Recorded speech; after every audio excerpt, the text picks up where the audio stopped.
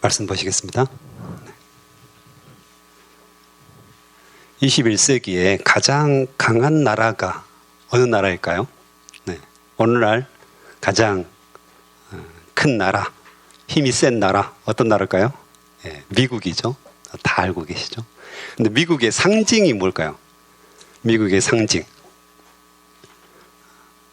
저래 영화 같은 거 보시면 독수리가 나옵니다. 독수리 모양의 문양들이 미국을 상징합니다. 그래서 이 독수리의 강하고 용맹하고 힘 있는 그 모습을 이렇게 상징하거든요. 그래서 미국 자체가 미국의 상징이 새가 독수리입니다.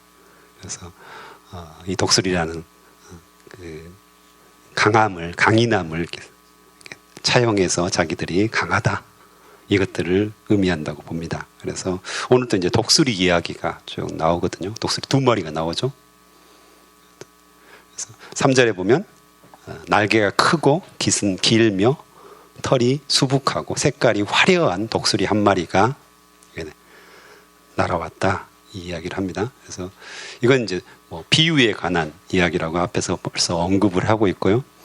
그래서 이 독수리 1마리가 연한 가지를 꺾어 가지고 상인들의 땅으로 갔다. 이 상인들의 땅은 바벨론을 의미합니다. 그래서 바벨론을 의미하는데, 그래서 이 독수리 1마리가 즉 바벨론 왕 느부갓네살을 상징한다는 것들을 우리가 알 수 있습니다. 그래서 연한 가지를 꺾어다가 상인들의 땅으로 데려갔다. 포로로 데려갔다는 거죠. 그래서 1, 2차 포로를 의미하고요. 연한 가지는 당연히 이스라엘을 의미하죠. 하나님의 백성들을 의미하는데요.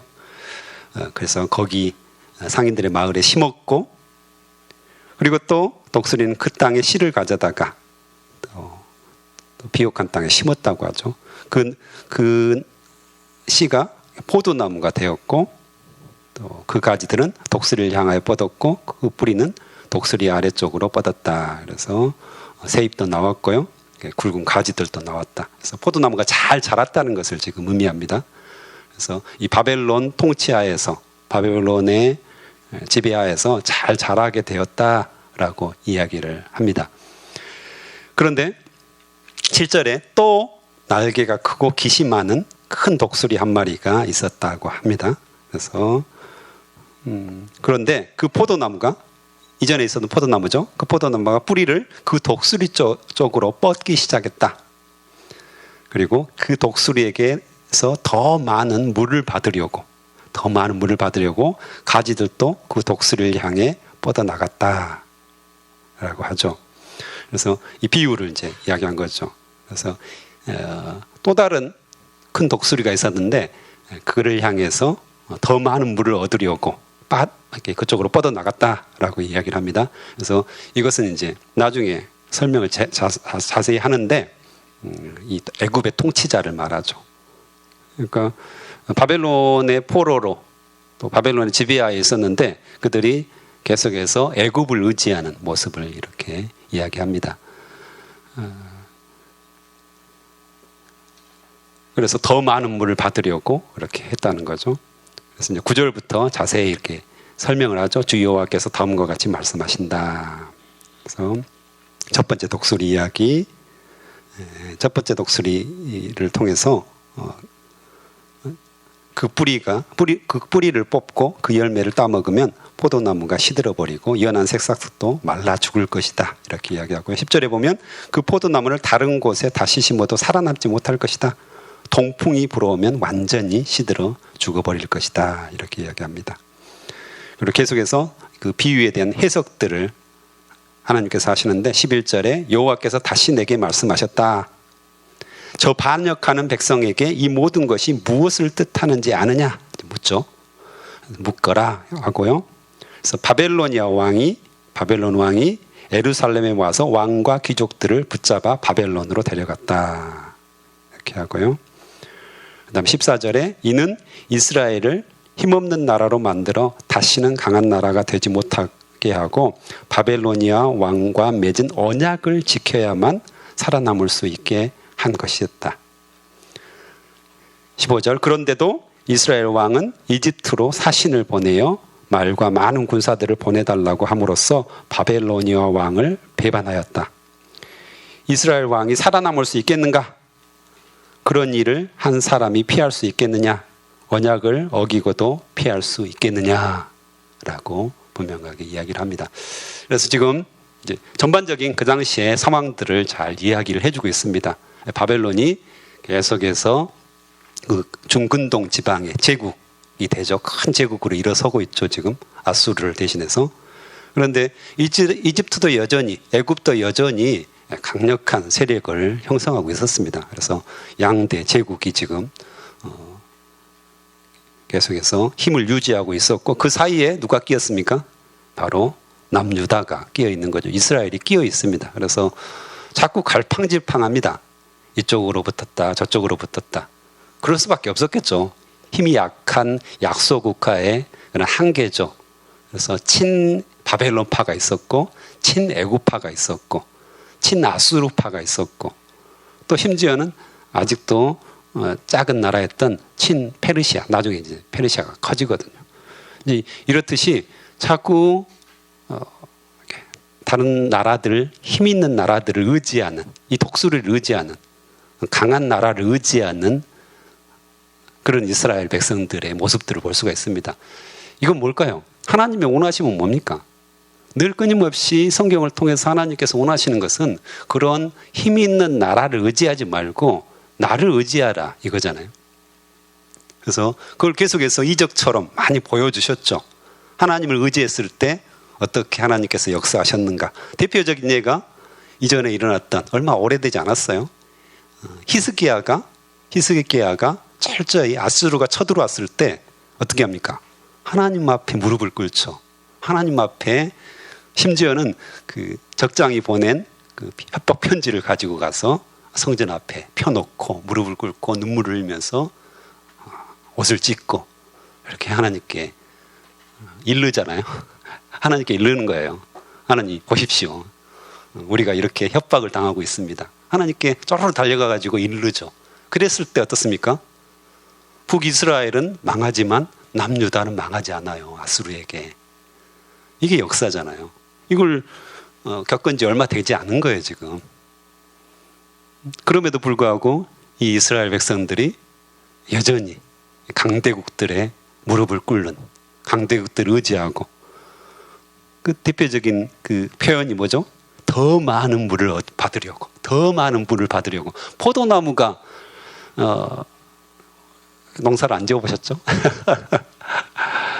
저는 포도나무를 키워본 적이 있는데 물이 많이 필요하지 않아요. 뭐 논에다 심는 거 아닙니다. 그래서 밭에다 대부분 심고 물이 엄청나게 필요하지 않는 작물이거든요. 그런데 이 포도나무가 물을 더 많이 얻으려고. 이 말은 뭔 말이죠? 엄청나게 필요하지 않는데 더 이렇게 탐욕을 부리고 욕심을 부려가지고 더 많은 물을 이렇게 얻으려고 이 이집트에게, 애굽에게 그 뿌리를 뻗어가고 가지를 뻗어가는 그 모습들을 묘사하고 있거든요. 그래서 이 탐욕, 힘과 권력에 의존하는, 또한 육체적인 즐거움에 계속해서 빠져드는, 그걸 향해서 뻗어가는 우리의 모습들을 잘 묘사하고 있다는 생각이 듭니다. 그래서 요즘 이제 광주의 큰 이슈, 전국적으로도 이슈죠. 예, 현대 산업개발, 아파트 붕괴 사고. 저도 이제 종종 지나다니니까요. 이쪽으로 지나다니기 때문에 보게 되는데, 저하고도 관련이 좀 있었습니다. 제가 그 아파트에 청약을 넣을 뻔했거든요. 넣을 뻔했죠. 네, 넣을 뻔했습니다. 제가 이제 집을 구하려고 계속 이렇게 리서치를 했죠. 그래서 어떤 집을 구할 것인가. 그래서 그 중에 하나가 이제 그 아이파크였습니다. 화정동 아이파크였었는데, 최종적으로는 너무 비쌌습니다. 제가 사기에는 너무 비쌌고, 평당 거의 1,600만 원 넘었잖아요. 그러니까 제가 이제 청약을 해보려고 했는데, 일단 기본적으로 제가 마련해야 하는 돈이 엄청나잖아요. 은행에서 빌려도 30%를 마련해야 되는데 그 자체가 제가 전혀 불가능한 재정이었습니다. 그래서 나중에는 포기를 하는데, 포기를 하는데 이제 전체적으로 제가 이렇게 리서치를 했기 때문에 이 프리미엄이 엄청나다는 것을 알게 됐습니다. 이렇게 청약 당첨만 되면 적어도 몇 억은 벌 수 있다. 제가 어떻겠습니까? 마음이 동했겠죠. 그래서 기본적으로 이제 리서치를 다 했었고, 저 같은 경우는 이제 오랫동안 집이 없었기 때문에 충분히 당첨이 될 수 있을 것 같더라고요. 그래서 이제 준비를 하고 이걸 해야 되나 말아야 되나 이제 굉장히 고민이 됐습니다. 기도도 하고. 그래서 이제 어느 성경 공부 모임이 제가 있었는데 거기 이제 집사님들이 모여 있고 제가 이제 성경 공부를 하다가 그분들은 이제 사회생활을 많이 했잖아요. 그래서 제가 거기서 물어봤어요. 이걸 해야 되냐 말아야 되냐. 아마 내가 청약을 하면 당첨이 돼도 집을 구입할 수는 없을 것이다. 그걸 중도금을 다 낼 수가 없으니까. 그래도 이게 프리미엄이 있을 것 같은데 굉장히 좋은 위치고 아주 특별한 위치이기 때문에 아주 좋을 것 같다. 그랬더니 어떤 집사님이 목사님 그것은 안 될 것 같습니다. 그래서 그 말씀을 딱 하시더라고요. 제가 딱 깨달은 거죠. 이거 하나님의 뜻이 아니구나. 나 탐욕이구나. 나의 욕심이구나. 그렇지. 내가 프리미엄을 가짐으로 말미암아서 다른 사람에게 피해를 주는 것이고 또 국가 정책에도 맞지 않는 거다. 그래서 제가 포기를 했습니다. 잘했죠. 근데 참 이제 생각이 나더라고요. 사고 난 후에 그 생각이 나서 참 그렇구나. 탐욕이라는 것이 참 무서운 거구나. 어쩌면 사고 자체도 탐욕에 의해서 난 거잖아요. 그렇죠. 작은 돈을 들여서 지으려고 하다 보니까 부실공사가 되는 것이고 이 다 탐욕하고 관련돼 있는 거거든요. 그래서 저도 계속해서 이 프리미엄이 생각났기 때문에 그쪽을 향해서 나의 생각이 뻗어갔고 이런 모습들을 보게 되는 거죠. 목사지만 여전히 탐욕이 있다는 사실들을 보면서 참 무섭구나 이게. 어떤 것에 욕심을 가지고 그걸 향해서 우리 추구하는 마음이 정말 깨끗하고 순수해야 될 우리의 마음이 여전히 그것을 향해서 뻗어가는 모습들을 봤거든요. 돈 얼마나 편리합니까? 얼마나 좋습니까? 있으면 너무 편리하고 좋잖아요. 근데 더 많은 물을 받으려고, 더 많은 돈을 가지려고, 충분한데 더 많은 것을 가지려고. 기본적으로 우리가 필요하죠. 돈이 필요 없다 이 말이 아니잖아요. 근데 우리 안에 탐욕이 생기는 거죠. 더 많은 돈을 얻으려고 계속해서 그것을 향해서 뻗어가는 우리의 모습. 또 힘과 권력.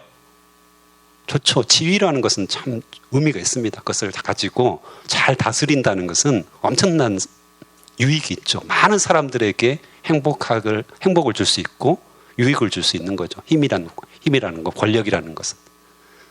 근데 그것을 우리가 욕심내기 시작하고 더 많은 것들을 가지려고 시작했을 때 불행이 싹 트는 거죠, 실제로. 그걸 향해서 계속해서 뻗어가고 공작을 만들고 나름대로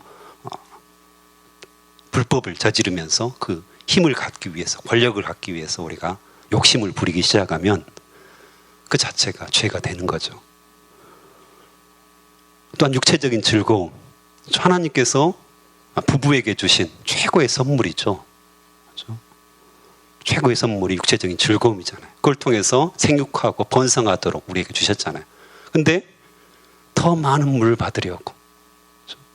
거기에 더 탐욕이 생기기 시작하면 음욕이 생기는 것이고 또 죄가 거기에 들어오게 되는 것이잖아요. 근데 이것을 누가 나는 괜찮습니다. 나는 여기에서 자유롭습니다. 이렇게 말할 수 있을까요? 그때 당시에 이스라엘 백성도 그랬고 지금도 그렇죠. 집사님도 그렇고 목사님들도 그렇고 누구나 할 것 없이 이 탐욕의 유혹들에 우리가 계속해서 자유롭지 못하다는 것이죠. 그래서 오히려 나를 돌아보고 나는 이 이스라엘 사람들 어떻게 저 이제 읽다 보면 그렇잖아요. 어떻게 이럴 수가 있을까? 그렇잖아요. 이럴 수가 있죠. 우리도 그럴 수가 있으니까요. 이것들을 생각하면서 자신을 돌아보는 시간들을 가졌으면 참 좋겠습니다. 어쨌든 이 언약에 대한 이야기가 많이 나오죠. 언약. 심지어는 이 약속, 바벨론 왕가의 약속, 언약이라고 하거든요. 근데 이게 약속입니까? 일방적으로 당한 거죠. 그렇죠? 일방적으로 조공을 요구했을 거예요. 그렇죠? 일방적으로 당한 거지. 우리 약속하자. 내가 너에게 뭐 이런 건 아니잖아요, 지금. 일방적으로 내가 너 보호해 줄 테니까 너 나한테 조공을 바쳐. 근데 그 언약조차도 지켜야 된다고 이야기를 하죠. 그 언약조차도 지켜야 된다고 이야기하거든요. 근데 실제로 우리가 세상에 살아가면서 이 약속이라는 것은 굉장히 중요하죠. 많은 약속들을 여러분들이 지키고 있어요. 오늘 오면서도 여러분이 수많은 약속들 안에서 그것을 지키고 왔습니다. 뭐 차는 오른쪽으로 다녀야 된다는 거, 그렇죠? 그 약속이죠. 약속에 의해서 지금 오른쪽으로 다니시는 거예요, 지금 차가. 그다음에 빨간불에는 서야 된다는 거, 파란불에는 가야 된다는 거, 이거 다 약속이죠. 이 약속을 거꾸로 했으면 어땠을까요? 빨간불에 가는 거죠. 만약에 사람들이 약속을 빨간불에는 가자 했으면 그렇게 됐을 거예요. 다 언약과 약속에 의해서 여러분들이 지금 살아가고 있는 거죠. 교회에 온 것도 마찬가지입니다. 우리가 약속을 했죠. 언약을 한 겁니다. 내가 이 교회의 교인이 되겠다고, 그렇죠? 여러분이 이미 약속을 한 거죠. 등록을 한 그 자체가 내가 이 교회에 예배를 잘 드리겠습니다. 11조를 잘 내겠습니다. 이 교회의 법에 따라서 내가 봉사하고 생활을 하겠습니다. 라는 언약이 있죠. 세례를 받는 것도 역시 마찬가지죠. 하나님과 약속을 한 거죠, 지금. 내가 하나님의 백성이 되겠습니다. 내 죄를 씻어주신 예수 그리스도를 내 마음속에 모시고 주님만을 영원히 사랑하겠습니다. 이런 약속, 언약이 있는 겁니다. 또 여러분들이 직분을 받았잖아요. 집사의 직분을 받고 교사의 직분을 받고 목사의 직분을 받고 여러 직분들을 받았어요, 교회에서. 그것도 역시 언약이고 약속입니다. 내가 그 직분에 합당한 행동들을 하겠습니다 라는 의미가 있죠. 그래서 약속을 하고 언약을 하고 또 우리 교회 같은 경우는 사인까지 하잖아요. 할렐루야. 직접 보이게 만드셨어요. 다른 교회들은 그렇지는 않습니다. 그냥 보이지 않는 언약, 약속으로 생각하고 그걸 하는데 어떻습니까? 이 언약이 잘 지켜집니까? 잘 안 지켜지죠. 약속이 잘 안 지켜져요. 늘 내 안에 이기적인 마음, 나의 편리하게. 늘 사람들은 자기 중심적이죠. 내가 편리한 거, 내로남불이라고 하는데 자기 편리할 대로 생각합니다. 그 약속도 다 자기 편리할 대로 생각하죠. 그래서 쉽게 어겨버리고 언약도 쉽게 어겨버리죠. 뭐 코로나 시절 되면 코로나 시절에 어떻습니까? 네, 교회 안 가도 되겠구나 이런 생각들을 하죠. 물론 뭐 위험하기 때문에 뭐 여러 가지 이유들은 있죠. 하지만 이것도 약속이거든요. 내가 교회에 등록했고 세례 받았고 이게 약속인데 자기 마음대로 생각하는 거예요. 실제로 이런 경우가 참 많죠. 우리가 나 편리할 대로 생각하고 주변 환경이 그러니까, 여건이 그러니까, 주변 상황이 그러니까 그것은 안 해도 돼 라고 스스로 생각하는 거죠. 나하고 약속을 했던, 언약을 했던 상대방은 전혀 관심을 두지 않습니다. 이게 지금 그대로 이야기가 나오고 있는 거죠. 그래서 바벨론하고 언약을 했는데 물론 그 언약이 불평등한 언약이지만 하나님께서는 이스라엘 백성들을 책망하실 때 그 언약을 깨트렸다, 어겼다, 계속해서 지금 중반부에 이야기하거든요. 너희들이 언약을 깨트렸다, 어겼다 이렇게 이야기하면서 19절부터는 뭐예요? 바벨론과 이스라엘 백성들의 언약이 아니라 이제는 그러므로 나 주 여호와가 말한다. 나의 삶을 두고 맹세하지만 내 맹세를 무시하고 내 언약을 깨트린 이스라엘 왕에게 반드시 보복할 것이다. 내가 그 위에 그물을 쳐서 내 덫에 걸리게 하고 그를 바벨론으로 끌고 가서 내게 대항한 모든 죄를 심판하겠다. 이렇게 말씀하시죠. 그래서 결국에는 하나님께서 뭘 말씀하시는 거예요? 세상의 언약, 이것을 넘어서서 하나님과 이스라엘 백성의 언약을 말씀을 하십니다. 그것을 너희들이 깨트렸고 내가 바벨론을 심판의 도구로 사용해서 그래서 보복하겠다라고 분명하게 말씀하십니다. 그래서 하나님께서 이 땅의 주권자이기 때문에 이 모든 언약들을 관리하신다는 거죠. 그리고 심지어는 바벨론, 이방인 나라잖아요. 죄인의 나라. 이 죄인의 나라를 들어서 의인의 나라인 이스라엘을 치겠다, 심판하겠다, 이렇게도 말씀을 하십니다. 그래서 이 언약은 신실하게 지켜졌어야 되는데 결국은 이스라엘은 땅에서의 언약, 바벨론과의 언약도 쉽게 깨버리고 어겼죠. 또 더 나아가서 하나님과의 언약도 완전히 깨버리는 그런 어리석은 죄들을 짓고 맙니다. 그래서 심판을 받게 됐다라고 분명하게 그 이유에 대해서, 심판의 이유에 대해서 이야기를 하죠. 하지만 어떻습니까? 22절부터는 다시 회복을 말씀하십니다. 이 에스겔에서 전반적인 이야기죠. 그리고 선지서들 우리가 전체적으로 읽어보면 심판하시지만 회복하시겠다는 이야기를 하십니다. 희망과 소망을 주시는 거죠. 그냥 완전히 너희를 멸망시키겠다, 이게 아니라 다시금 너희를 회복시키겠다. 나의 긍휼함으로, 내가 너희를 불쌍히 여김으로, 내가 너희를 사랑하기 때문에 다시금 회복시키겠다고 말씀하십니다. 그 중에 하나가 연한 가지를 꺾어서 이스라엘 높은 산 위에 심고 이것이 무성하게 자라서 많은 유익을 줄 것이다, 이렇게 이야기하는데, 이 연한 가지는 앞에서도 나왔죠. 앞에서 독수리가 꺾었던 것도 연한 가지죠. 그런데 그 연한 가지가 잘 자랐는데 한계가 있었죠. 나중에 결국에는 다 말라 죽을 것이다, 동풍에 말라 죽을 것이다 이야기했잖아요. 그런데 여기 연한 가지는 어때요? 나중에 온갖 새들이 그 위에 둥지를 틀고 나뭇가지 사이에 보금자리를 만들어 살 것이다 이야기하거든요. 큰 나무가 되고 열매를 맺어서. 다르죠. 같은 연한 가지고 같은 약한 가지인데 반전이 일어납니다. 그런데 그 특징이 앞에서는 독수리들이 꺾어다가 심었고요. 지금은 누가 꺾어다 심습니까?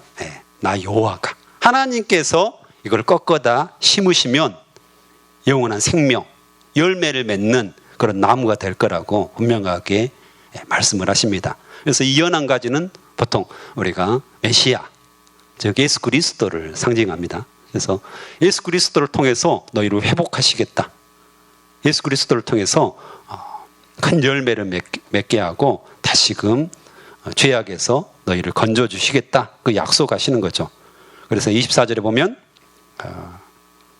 여호와인 줄 알게 하겠다, 이 일이 그대로 이루어질 것이다. 그래서 하나님의 전능하신 그 주권들을 쭉 이야기를 하고 있습니다. 그래서 어떤 나무는 죽이기도 하시고 살리기도 하시고 그렇죠? 낮추기도 하시고 높이기도 하시는 하나님의 주권에 대해서 쭉 이야기를 합니다. 그래서 결국에는 너희들이 지금 바벨론으로 포로를 잡혀갔고 결국은 나중에 완전하게 망할 것이지만, 성전도 파괴되고 예루살렘 성벽도 완전하게 파괴될 것이지만, 하나님께서 그 연한 가지, 아무것도 할 수 없을 것 같은 연한 가지를 이 땅에 다시 심어서 너희를 완전하게 회복시키겠다. 돌아와라 이거잖아요. 돌아와라. 주의 말씀으로 돌아오고 나에게로 돌아와라. 내가 전능자다. 내가 힘이 있다. 너희들이 지금 보기에 바벨론이 힘이 있는 것 같고 이집트가 힘이 있는 것 같아서 그곳에 의존하지만, 돈이 강한 것 같고 권력과 힘이 강한 것 같고 또한 육체의 즐거움이 전부인 것 같지만 그렇지 않다. 내가 너희를 도울 자다. 나에게도 돌아오면 너희가 회복될 것이다 라고 분명하게 이야기를 하시는 거죠. 분명한 메시지를 주시는 겁니다. 여기서 연약한 가지라는 거죠. 우리가 스스로 한번 생각해 보면 참 우리가 연약하다는 걸 알 수 있죠. 그렇죠. 이것도 할 수 없고 저것도 할 수 없고 우리가 할 수 없는 일들이 꽤 많다는 것을 나이가 들면서 알게 되는 것 같습니다. 그러시죠. 청소년기나 청년기에는 저도 잘 몰랐습니다. 뭐든지 할 수 있을 것 같았고 내가 심지어는 대통령도 될 수 있을 것 같은 그런 꿈과 소망이 있었잖아요. 점점 줄어들었죠. 대통령에서 뭐 국회의원 해가지고 쭉 교사 뭐 해가지고 다 줄어들었는데 점점 꿈이 줄어들었죠. 그것 같아요. 뭐든지 할 수 있을 것 같은데 나이가 들으면서 내가 할 수 없는 영역이 참 많구나, 이걸 느끼게 되죠. 연약한 가지처럼 정말 바람이 훅 불면 금방이라도 넘어질 것 같은 나의 모습들, 나의 연약한 모습들을 보게 되잖아요. 저도 이렇게 보니까 이렇게 어떠십니까? 예전에 총각 때 한 50kg, 55kg를 넘어본 적이 없어요. 제가 거의 52kg 정도를 유지했습니다. 요즘 그나마 이제 뱃살이 쪄가지고 60kg를 넘는데, 늘 보면 육체적으로도 약했고요. 육체적으로 약하면 어떨까요? 정신적으로 약하죠. 뭘 견뎌내지를 못하는 거죠. 쉽게 피곤해가지고 9시만 되면 벌써 잠이 옵니다, 저는. 그렇죠? 이런 것들. 그러다 보니까 꾸준히 막 뭔가를 성취해내고 공부하고 뭐 성취해내고 이런 부분들이 늘 약했어요. 우리 모습을 보면 다 그렇잖아요. 그런데 반전이죠, 반전. 그런데 하나님께서 이 연약한 가지를 주님의 주권적인 손으로 붙들으셔서 이스라엘 높은 산, 하나님의 높은 산, 하나님의 성전산, 하나님이 계신 곳, 하나님의 품으로 딱 심었을 때 놀라운 반전이 일어나는 거죠. 그 연약한 가지가 꺾이지 않고 오히려 무성하게 자라서 많은 새들이 깃들어서 그 사람의 도움을 받고 사는, 그 나무의 도움을 받고 사는 그런 놀라운 반전이 일어난다는 것입니다. 우리의 모습도 늘 우울하죠. 내 모습을 보면 우울해요. 이거 뭐 어떻게 할 수 있을까? 내가 뭘 할 수 있을까? 이 험한 세상에서, 이 큰 사단이 다스리는 나라에서 내가 뭘 할 수 있을까? 하지만 내가 하나님의 손에 붙들려서 그분 안에 내가 의존하기만 하면, 그분 품에 안기기만 하면, 그분 안에 거하기만 하면 놀라운 반전이 일어난다는 것입니다. 성경은 그것을 말씀하십니다. 너 스스로 네가 할 수 있다고 생각하지만 안 돼. 너는 안 돼. 내가 있어야 돼. 나에게 돌아와라. 나만 의지해라. 내 품 안에 안겨라. 내가 너와 함께 하겠다. 내가 너의 아버지가 되어주겠다. 내가 너의 하나님이 되어주겠다. 나 함께 동행하자. 이걸 원하시거든요. 그래서 오늘 또 우리 안에 많은 기도 제목을 가지고 나오셨죠? 네. 하나님께서 응답하십니다. 하나님께서 역사하실 거라고 우리 확신하고 그분께 돌아가는 그런 놀라운 시간이 되었으면 좋겠습니다. 함께 기도하시겠습니다. 하나님 아버지, 감사합니다. 그렇습니다. 우리는 연약한 가지입니다. 세상의 약속조차도 지키기 어려운, 참 연약하고 부족하고 뭘 할지 몰라서 늘 헤매이고 늘 아버지여 주님 앞에 무릎을 꿇을 수밖에 없는 그런 존재들입니다.